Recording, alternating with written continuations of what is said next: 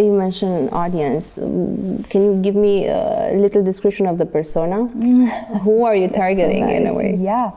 So we are targeting learning and development or people professionals that have around 5 years of experience.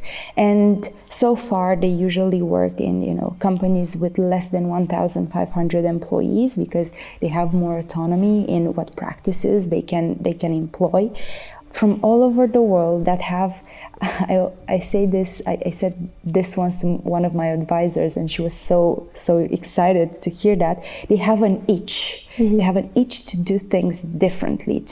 They know that the traditional ways we have used so far are no longer a match to the working environment we are living in now. So yeah, briefly, that's my audience. Thank you.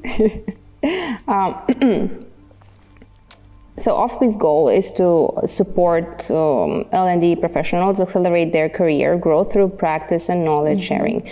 In your opinion, what is the most effective way to facilitate learning and knowledge sharing in today's fast-paced world, and especially when adding AI to the equation? That's such a good question. And I think we need a podcast to talk only about that. I think in my experience so far, I found 3 practices that were extremely helpful and based, I think that's why they were helpful. They were based on science, on research. They are social learning, because you mentioned knowledge sharing, just learning from each other. Then practice, you mentioned that as well. We learn a lot by doing. As adults, I think 90% of the time we learn because we have a problem that we need to solve. We might not know how to solve it, so we jump on learning something new. And then reflection, because otherwise our bodies would only leave, but our brains need to be there as well and to absorb everything that we're learning. I always say that we already hold so much knowledge, but because we don't stop and think about what we learned from our previous projects or from different people that we've met, we just don't get to use that knowledge. So these 3 practices, I think they should be used by any organization.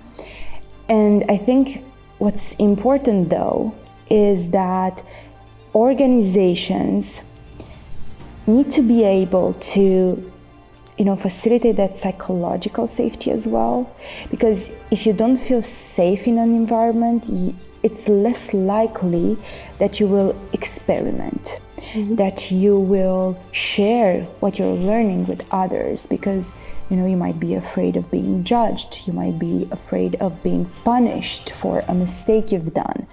So I think the basis of all these very healthy practices, in my opinion, it's still psychological safety. And if you're just as passionate about innovation as we are, hit subscribe for the Recursive Podcast on YouTube or your favorite podcast platform. We're everywhere.